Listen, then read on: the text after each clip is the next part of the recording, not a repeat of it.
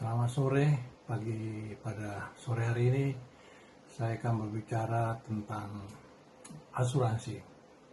Diambil dari buku karangan Dr. Diana, SHMH, MKN, MSc. Asuransi adalah perjanjian antara penanggung dan tertanggung untuk pengalihan risiko. Asuransi merupakan perjanjian pengalihan, tertanggung ke penanggung. Dasar hukum asuransi diatur dalam undang-undang khusus dan oleh OJK. Asuransi termasuk IKNB, tapi dia tidak menghimpun ban, tapi asuransi menanggung premi. Fungsi asuransi adalah transfer risiko dan stabilitas ekonomi. Jadi Bapak Ibu harus tahu bahwa asuransi itu adalah mengenai prinsip utama adalah itikat baik dan indemnity. Kita tahu beberapa jenis asuransi adalah asuransi jiwa, asuransi kerugian, asuransi sosial. Fungsi utama adalah transfer risiko dan perlindungan ekonomi. Prinsip asuransi adalah itikat baik, indemnity, subrogasi. Mekanisme asuransi melalui suatu rangkaian premi, pengelolaan, klaim. Peran dalam asuransi berperan dalam industri keuangan non-bank. Asuransi mendukung sistem keuangan non-bank. Manfaat asuransi adalah perlindungan dan kepastian finansial, sekaligus juga stabilitas.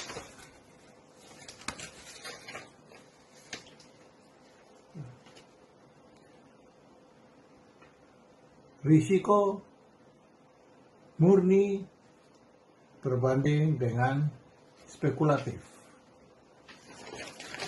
Peran OJK adalah mengawasi para industri yang ada di Indonesia.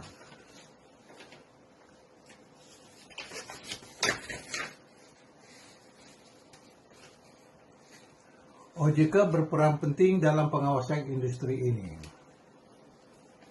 Dan kita tahu bahwa para pihak yang terkait dengan OJK, Otoritas Jasa Keuangan, asuransi adalah penanggung. Penanggung ini dinyatakan dalam pasal 246 KUHD, Kitab Undang Hukum Dagang, bahwa penanggung mengikatkan diri kepada tertanggung dengan memperoleh premi untuk memberikan kepadanya ganti rugi karena suatu kehilangan, kerusakan, dan tidak mendapatkan keuntungan yang diharapkan. Kemudian tertanggung, sebagaimana dalam pasal 24 KUHD, tertanggung merupakan pihak yang membayar premi dan menerima ganti rugi karena suatu kehilangan, kerusakan, atau tidak mendapatkan keuntungan yang diharapkan. Kemudian bagian daripada unsur asuransi adalah status pihak-pihak atau status para pihak. Penanggung ini haruslah berstatus perusahaan badan hukum yang dapat berbentuk perseroan terbatas PT atau perusahaan perseroan, persero, atau koperasi. Tertanggung dapat berstatus sebagai perseorangan, persekutuan, atau badan hukum, baik sebagai perusahaan atau bukan perusahaan. Tertanggung berstatus sebagai pemilik atau pihak berkepentingan terhadap harta yang diasuransikan. Bagian dari asuransi adalah peristiwa asuransinya itu sendiri.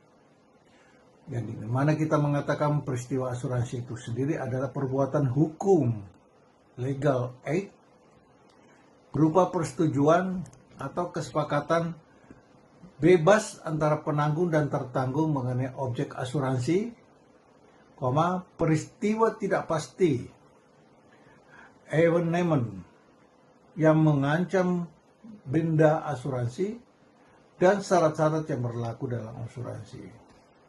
Nah, di dalam persetujuan atau kesepakatan bebas tersebut, dibuatlah suatu bentuk tertulis yang kita sebut dengan polis atau polis asuransi.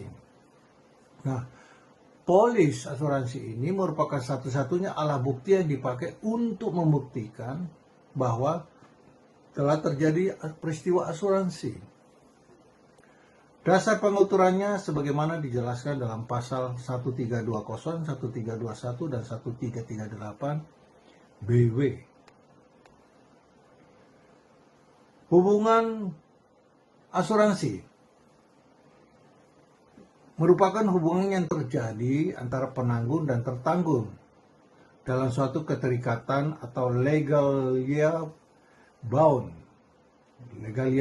yang timbul karena adanya persetujuan atau kesepakatan bebas. Tujuan asuransi sebagaimana yang diterangkan bisa dibaca dalam pasal 250 dan 268 KUHD. Sedangkan risiko dan premi Anda bisa lihat pada pasal 246 dari KUHD dan pasal 256 angka 7 KUHD. Adanya evenement itu adalah peristiwa yang tidak pasti, dan ganti kerugian bisa dilihat pada pasal 256 angka 4 KUHD. Kemudian syarat-syarat berlakunya polis asuransi dan tentang polis asuransi itu sendiri.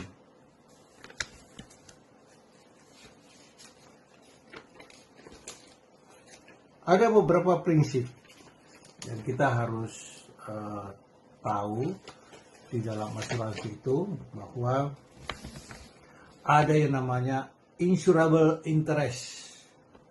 Apa itu insurable interest?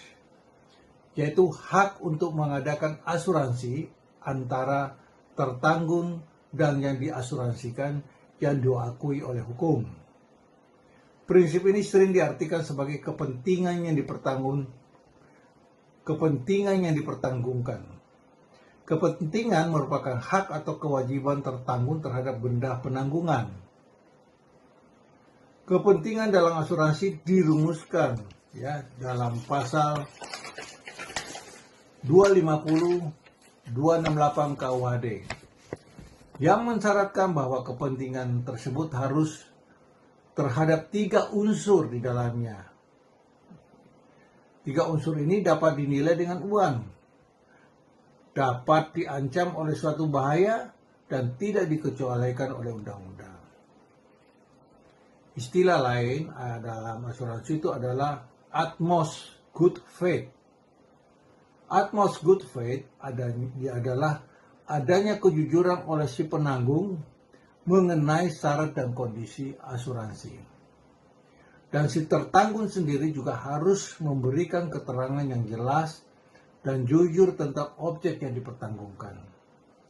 Prinsip ini merupakan tindakan untuk mengungkapkan fakta dari objek yang diasuransikan, baik yang diminta maupun tidak, secara lengkap dan akurat. Terminologi lain adalah indemnity, sebagaimana yang diterapkan atau diterangkan dalam pasal 252 dan 253 serta 278 pada KUHD. Maka pihak penanggung akan menyediakan dana kompensasi, agar si tertanggung dapat berada dalam posisi keuangan sebelum terjadi peristiwa tertentu yang mengakibatkan kerugian tersebut. Terminologi lain adalah proximate cause.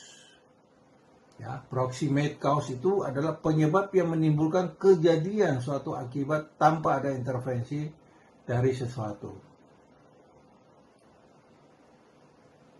Subrogation. Subrogation Setelah klaim dibayar, maka ada pengalihan hak tuntut dari tertanggung kepada penanggung. Prinsip ini diartikan sebagai penyerahan hak menuntut atau menggugat dari tertanggung kepada penanggung. Maka ketika jumlah ganti kerugian sepenuhnya sudah diganti oleh penanggung. Dasar hukum prinsip ini terdapat dalam pasal 284 KUHD. Terminologi lain adalah contribution. Penanggung memiliki hak untuk mengajak penanggung yang lain untuk menanggung bersama-sama, namun kewajiban memberikan indemnity terhadap tertanggung tidak harus sama. Prinsip ini terjadi jika ada double insurance sebagaimana diatur dalam pasal 278 KUHD, yakni jika dalam satu-satunya polis ditandatangani oleh beberapa penanggung. Nah, dalam hal ini kita lihat bahwa hak dan kewajiban penanggung dan tertanggung ini timbul pada saat ditutupnya asuransi. Walaupun polis belum diterbitkan, penutupan asuransi dalam prakteknya dibuktikan dengan disetujuinya aplikasi atau telah ditandatanganinya kontrak sementara. Kita sebut dengan cover note dan dibayarnya premi. Selanjutnya, berdasarkan ketentuan yang berlaku, maka penanggung atau perusahaan asuransi wajib untuk menerbitkan polis asuransi.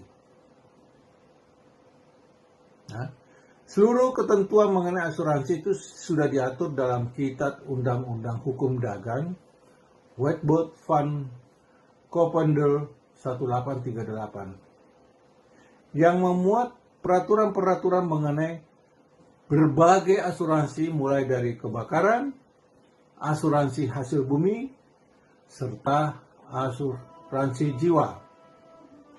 Selanjutnya terdapat juga Undang-Undang Nomor 40 Tahun 2014 tentang perasuransian. Keputusan Menteri Keuangan RI Nomor 1249 KMK /013/1998 tentang ketentuan dan tata cara pelaksanaan usaha di bidang asuransi kerugian dan KMK RI Nomor 1250/KMK 013/1988 tentang usaha asuransi jiwa.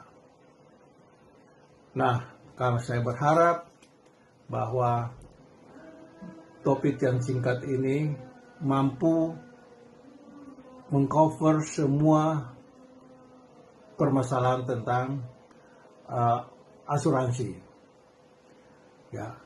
Kami berharap pada sore hari ini teman-teman bisa memberi komentar di bawah, ya. Apabila ada pertanyaan-pertanyaan yang ingin disampaikan kepada kami siap untuk menjawab pertanyaan teman-teman, ya, saudara-saudara sekalian, karena memang asuransi di Indonesia sering atau masih mempunyai citra yang kurang bagus. Walau demikian, kita berharap ke depannya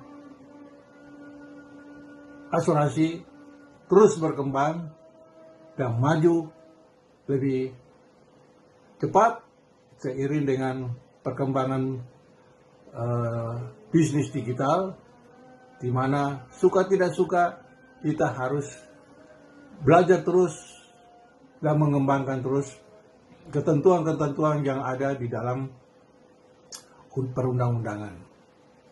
Demikian yang bisa saya sampaikan.